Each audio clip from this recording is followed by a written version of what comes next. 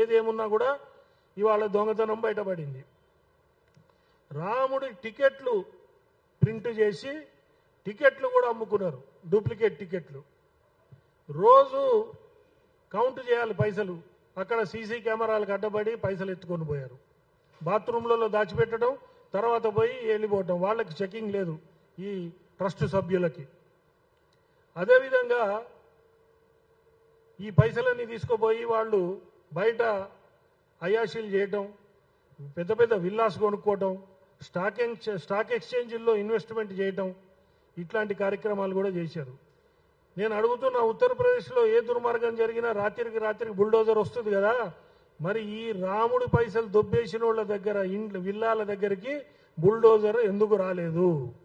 ఇది ప్రశ్న. ఈ ప్రశ్నకి సమాధానం చెప్పాల్సిన అవసరం ఉంది. సిట్ విచారణ మీ అందరికీ తెలుసు. సిట్ అనేది గవర్నమెంట్ ఆఫ్ ఉత్తరప్రదేశ్ చేస్తుంది. వాళ్ళు గవర్నమెంట్ ఎట్లా తలుచుకుంటే అట్లనే సిట్ రిపోర్ట్ ఉంటుంది, కానీ దీనివల్ల ఎటువంటి లాభం లేదు. అందుకని దీనికి ఒక సిట్టింగ్ సుప్రీంకోర్టు జడ్జి ద్వారా దీన్ని విచారణ చేయించడం, సిబిఐ ఎంక్వైరీ చేయడం, ఇట్లాంటివి చేయాలని చెప్పి కూడా మేమందరం డిమాండ్ చేస్తాం.